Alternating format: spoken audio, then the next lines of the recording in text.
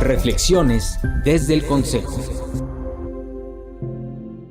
La suspensión es verdaderamente importante porque, como tú podrás pensar, el tiempo puede ser enemigo de la justicia. Entonces, en lo que se emite la sentencia, no podemos dejar que haya actos que estén afectando la dignidad de las personas y los derechos humanos. Y precisamente para eso está la suspensión, para que el tiempo no juegue en contra de la persona. ¿Por qué es tan importante la suspensión en el juicio de amparo? El magistrado Isidro Muñoz Acevedo explica la función de esta medida cautelar, que protege fundamentalmente los derechos y la dignidad humana frente a actos de autoridad. Bienvenidas y bienvenidos amigos a Reflexiones desde el Consejo, un podcast del Consejo de la Judicatura Federal ya en su tercera temporada. Yo soy Luz María Sánchez y a nombre de la Dirección General de Comunicación Social y Vocería les enviamos un cordial saludo. La invitación para que se queden con nosotros, recuerden que también nos pueden seguir por Spotify y también por YouTube. Y quedarse con nosotros implica que conozcamos juntos directamente el quehacer de la Judicatura Federal que hace para que nosotros también podamos construir nuestra propia opinión con plena libertad. Y mucho se ha hablado, amigos, ustedes seguramente saben, acerca de la garantía que significa el juicio de amparo, que protege nuestros derechos frente a cualquier acto de autoridad. Y vamos a adentrarnos más en un tema particular que es una fase importante después de presentar un juicio de amparo, que es el tema de la suspensión. Y ese es el tema que vamos a abundar ahora que me encuentro aquí, que me da muchísimo gusto saludar nuevamente. Visitamos al magistrado Isidro Muñoz Acevedo, quien pertenece al segundo tribunal colegiado en materia administrativa del segundo circuito, con presencia aquí en Naucalpan, Estado de México. Muchísimas gracias por aceptar esta invitación. Es como siempre un placer dialogar con ustedes y con el auditorio. Muchas gracias. Y pues para empezar dábamos una pequeña introducción. El juicio de amparo es amplísimo el concepto, pero para en particular que nos expliques qué es este término de la suspensión en materia de amparo y cuál es su importancia. Sí, en realidad la suspensión es una protección anticipada. A mí me gusta cómo lo ha determinado la Suprema Corte. Es una suerte de amparo provisional o amparo provisorio. Te doy un adelanto de la sentencia de amparo en lo que se desahoga todo el juicio y se resuelve. La suspensión es verdaderamente importante porque, como tú podrás pensar, el tiempo puede ser enemigo de la justicia. Entonces, en lo que se emite la sentencia, no podemos dejar que haya actos que estén afectando la dignidad de las personas y los derechos humanos. Y precisamente para eso está la suspensión, para que el tiempo no juegue en contra de la persona, sino en tanto se emite la sentencia respectiva, se protejan estos derechos, ya sea paralizando un acto que va a afectar sus derechos humanos o restituyendo provisionalmente el ejercicio del goce de algún derecho humano. Entonces, como podrás ver, la eficacia de tu sentencia de amparo depende de la eficacia de tu suspensión. Una buena suspensión puede ser la diferencia entre una sentencia de amparo eficaz, práctica para la persona, o ya simplemente una protección ilusoria o en papel. Por eso es muy importante que en tanto se resuelve el juicio de amparo, se emitan estas decisiones, estas protecciones anticipadas, para que el tiempo, insisto, no genere afectaciones indebidas en las personas. Claro, muchas veces consideramos y escuchamos, es que presentó un juicio de amparo y con la suspensión ya lo ampararon. Esto es una fase transitoria que puede ser justamente el resultado de que sí te van a dar la razón, pero no significa que ya te lo dieron. Es correcto. La suspensión lo que vas es anticipando qué requiere este derecho para protegerlo en caso de que te dé la razón. Y entonces, ¿qué tipo de suspensión voy a dictar? Bueno, ¿qué tipo de violación o qué requiere ese derecho para ser protegido? Entonces, por ejemplo, si es algo que quieren hacer en contra de la persona, puedo paralizar las cosas. En tanto yo resuelvo que las cosas se mantengan en el estado en que están, ¿no? Uh-huh. No lo arrestes, no afectes este comercio, etcétera.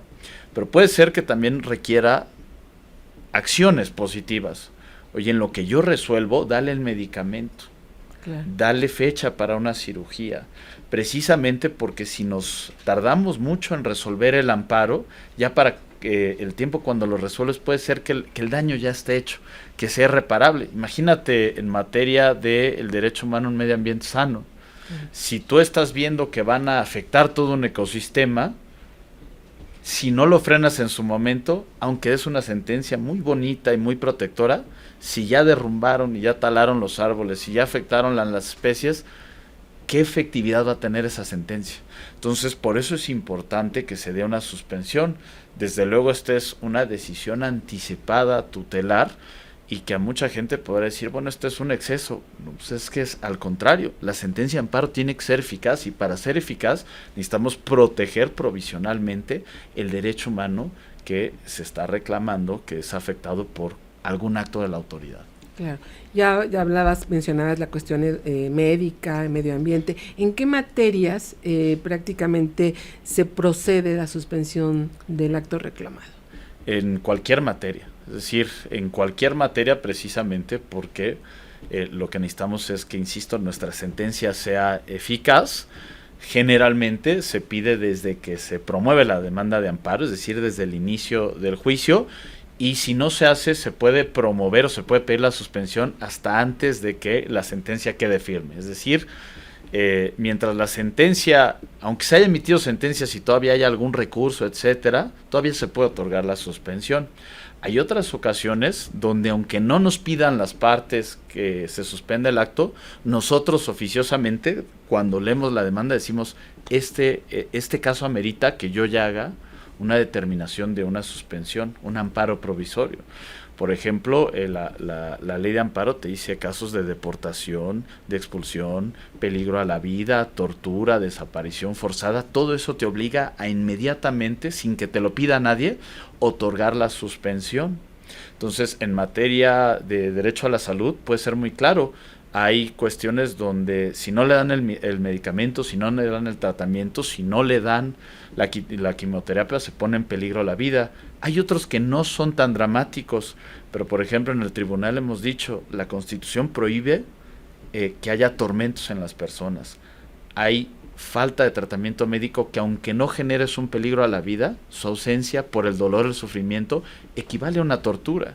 Entonces, en esos casos, aunque no me lo pidas, yo oficiosamente te voy a dar acceso a ese tratamiento. Tuvimos un caso de una persona, un adulto mayor, que necesitaba de un tanque de oxígeno porque tenía hipertensión pulmonar. Uh-huh. Entonces, en ese momento, cuando tú ves la gravedad de que no tuviese el acceso a un oxígeno médico, dices, yo le tengo que dar ahorita mismo esto, porque si no, imagínate la agonía de alguien con esos padecimientos que no tenga acceso a el tanque de oxígeno que la institución pública le venía dando en su domicilio. Claro, pienso en otros temas como la cuestión patrimonial, ¿no? Que alguien que su único patrimonio es una propiedad y ahí viven y se las van a quitar por diferentes circunstancias de parte de la autoridad. Hay una suspensión, les permite resolver y no quitarles de inmediato la vivienda, por ejemplo, ¿no? Es correcto, y hay muchos actos de autoridad que si tú no los frenas o si tú no tomas alguna sentencia, alguna decisión provisional, entonces, insisto, en todo ese año se van a generar afectaciones en los quejosos, en las personas que vienen a la justicia, que ya nadie las va a quitar, aunque ganen el amparo, por así decirlo. Por eso es tan importante la suspensión, o ya le podríamos decir, es un amparo provisional, es una protección anticipada que te doy para protegerte en todo el tiempo en que dure el juicio hasta que se emita la sentencia. Qué interesante lo que nos estás comentando. Estamos platicando, amigos, con el magistrado Isidro Muñoz Acevedo acerca del tema de la suspensión del acto reclamado. ¿Qué tipo de sanciones? ¿Qué sucede cuando la autoridad se niega por una u otra razón a cumplir una suspensión? Bueno, esto es gravísimo, porque efectivamente la suspensión sí es un tipo de sentencia que emitimos para evitar que a una persona se le sigan afectando sus derechos humanos. Y entonces la ley de amparo contiene un apartado de delitos, y justamente uno de ellos es contra aquella autoridad que desobedezca una suspensión que ya esté debidamente notificada. Y en ese caso la sanción es de 3 a 9 años de cárcel y de 3 a 9 años de destitución e inhabilitación. Entonces, una persona que se niega a dar cumplimiento a una suspensión a pesar de que ya se lo notificaron formalmente, lo que está haciendo es haciendo actos delictivos.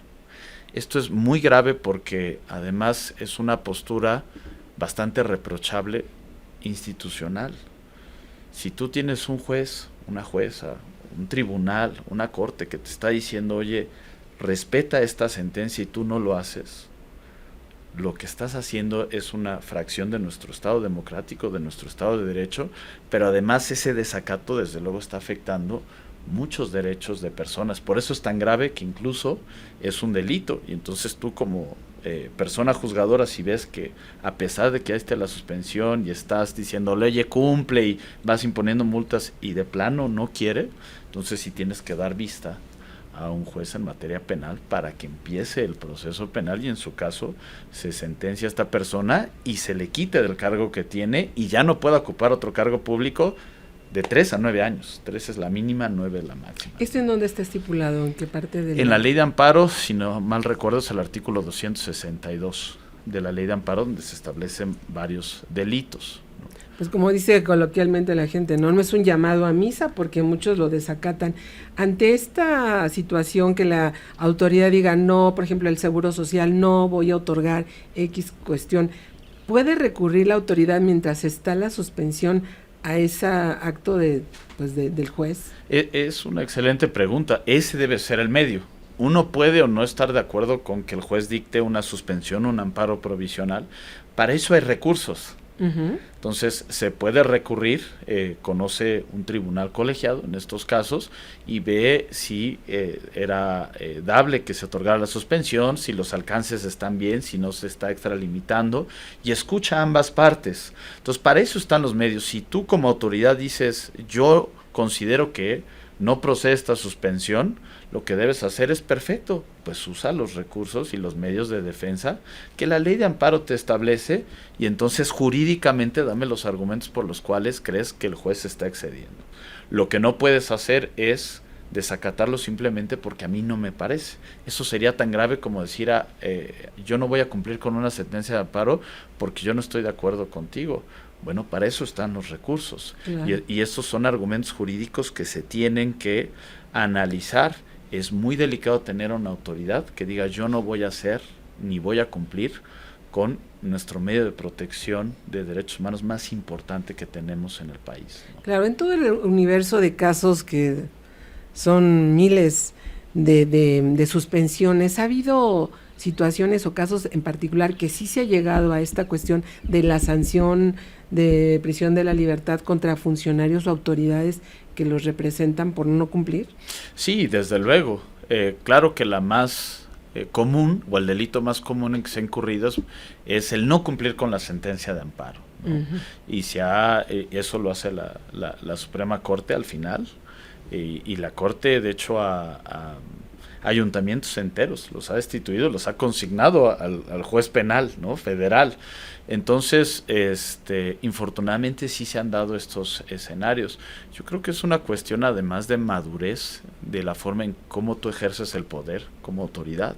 Si tú ya tienes una determinación que dices lo que estás haciendo viola derechos humanos, viola el Estado de Derecho, entonces cumple con esto en lo que yo resuelvo el amparo. Claro. Entonces, esa madurez es, yo voy a respetar estos principios, ¿no? Muchas autoridades, desde que asumen el cargo, juran cumplir con la Constitución. ¿Y si no? Y si no, que la nación me lo demande, ¿no? Entonces, eso es un rompimiento y es de verdad no solo una inmadurez como autoridad, pero sí estás ejerciendo y te estás exponiendo a que efectivamente pueda actualizarse y pueda ser condenado por un delito de carácter federal, ¿no? Que es reprochable, insisto, porque lo que está en juego son derechos humanos. Entonces, el amparo es muy importante, es ya el mejor instrumento que tenemos como sociedad para frenar un abuso de una autoridad. Si además de que la autoridad está generando estos abusos, tampoco cede frente a declaraciones judiciales, pues esa autoridad lo que está demostrando es precisamente que no tiene ningún compromiso con el Estado de Derecho, las leyes, la Constitución, sino que no hay nadie encima de ella, y eso se llama autoritarismo. Recientemente nos enteramos y sabemos que hubo reformas a la ley de amparo. ¿De qué manera ha incidido en que estas suspensiones se restrinjan a ciertos actos de autoridad, que no puedan ejercerlos? Ahí sí nos pudieras clarificar un poco.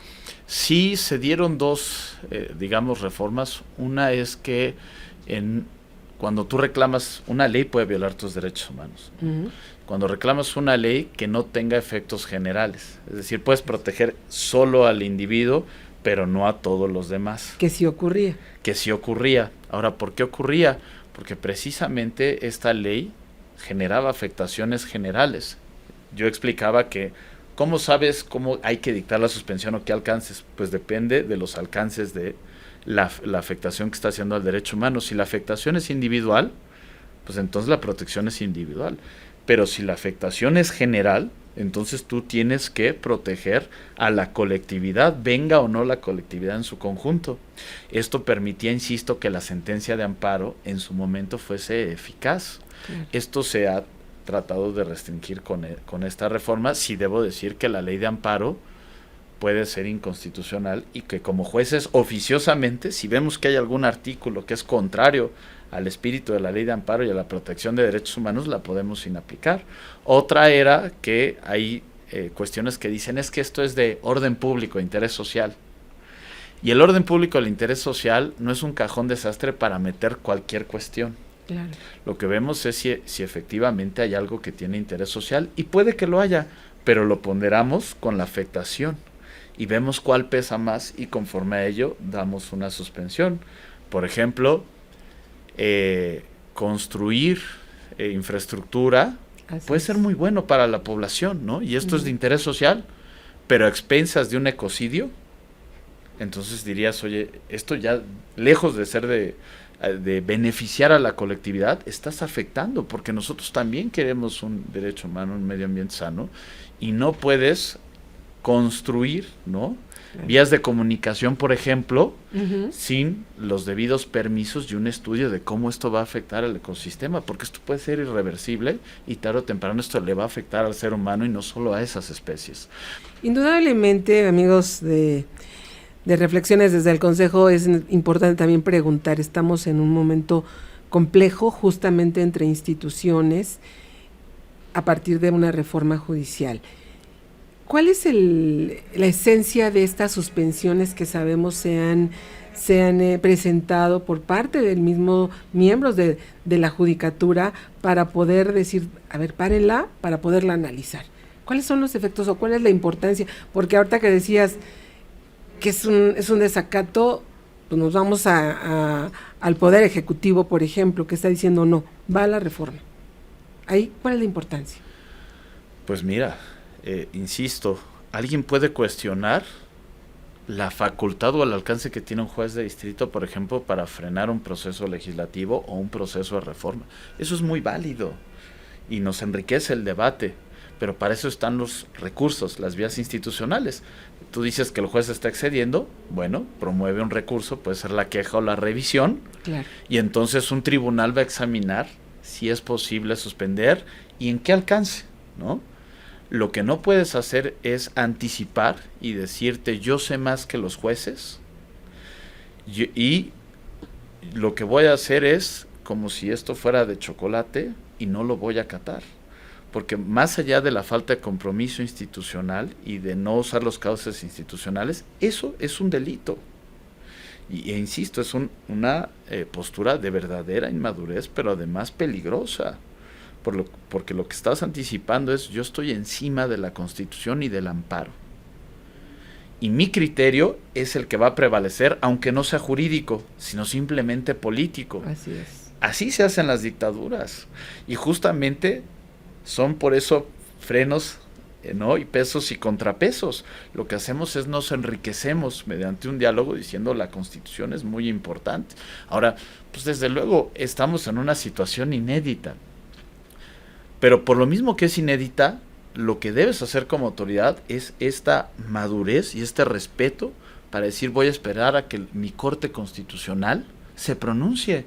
Y de hecho sí podría anticipar, bueno, esto es inédito, para México sí lo es, con estos alcances de una reforma que implique el cese masivo de la totalidad de personas juzgadoras.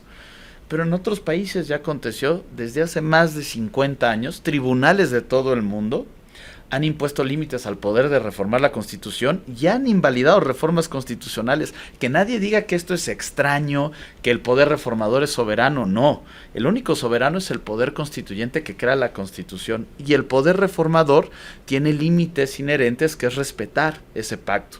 No puede ir en contra, ni sustituir, ni destruir la Constitución.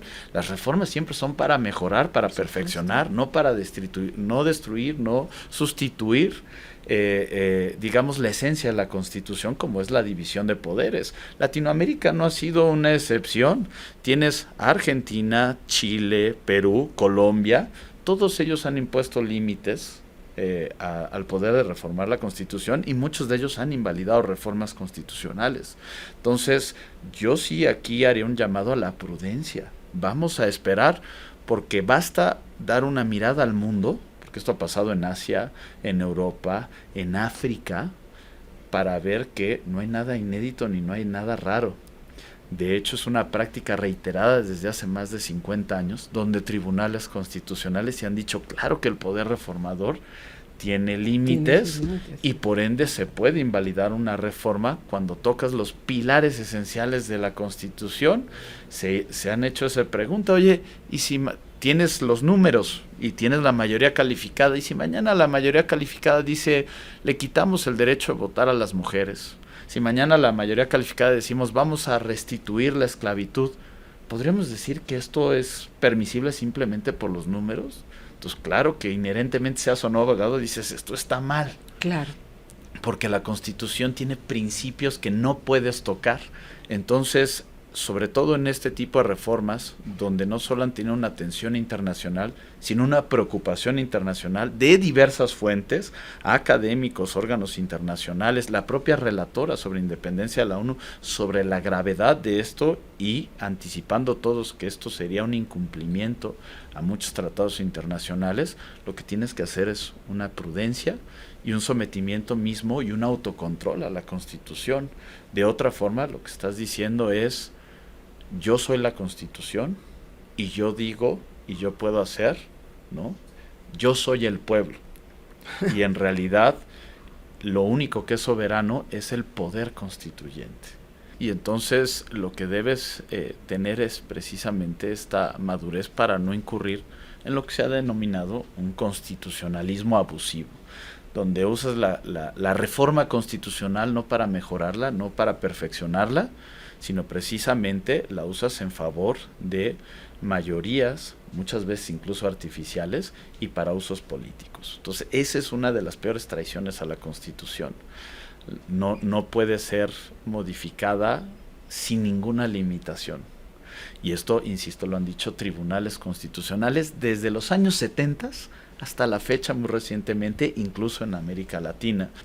Pues sí, interesante, porque es un momento de un parteaguas para México, algo inédito, pero que no debe considerarse que es extraño a la soberanía y a la división de poderes. Así es, y desde luego la Constitución no dice o no expresa, como sí lo hacen otras constituciones, qué partes pueden o no ser reformadas.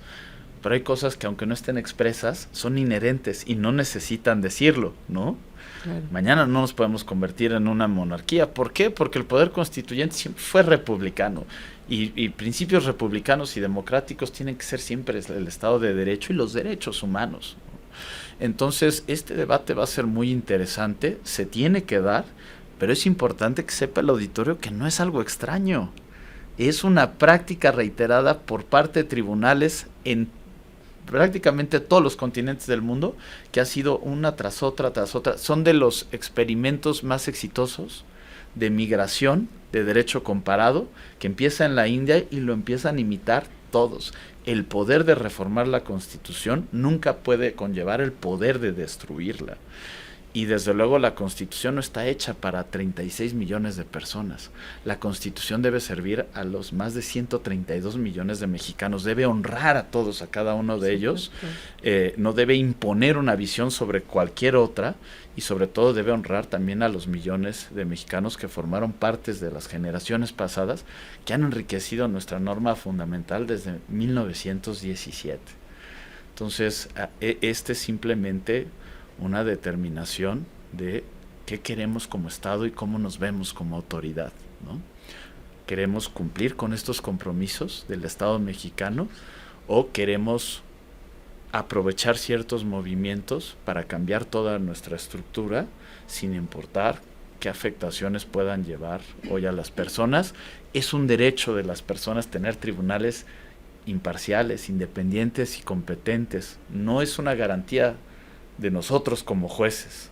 La ciudadanía merece y requiere de eso precisamente porque somos ya el último guardián y somos el único poder cuya única función es vigilar lo que hacen los otros dos poderes. Esto nos hace muy incómodos. Pues mira qué cierre tan importante nos estás dando. Yo quería justamente preguntarte algo con lo que hay que concluir, pero me parece que estas últimas palabras han sido muy, muy, muy precisas, pero si tú tienes un comentario para cerrar esta charla, pues adelante. Pues simplemente sí decirle a las personas que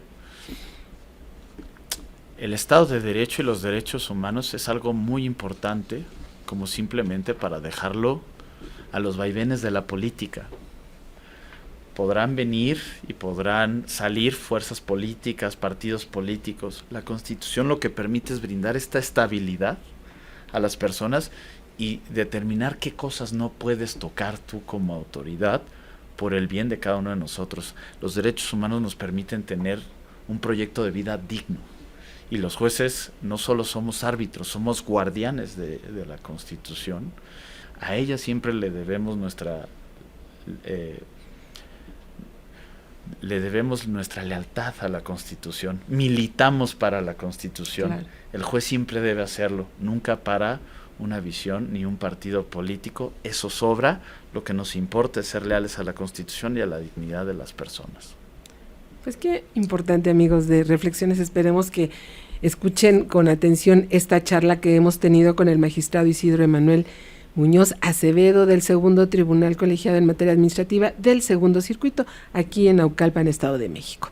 Pues te agradecemos mucho esta presencia aquí. Hombre, a ustedes por el espacio y espero que sea de interés.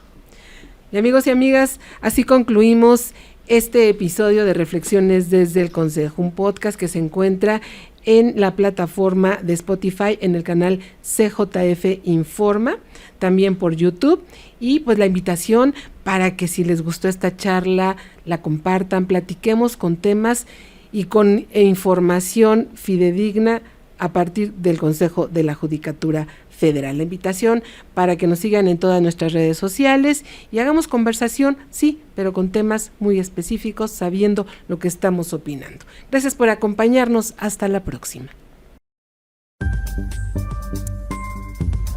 Reflexiones desde el Consejo.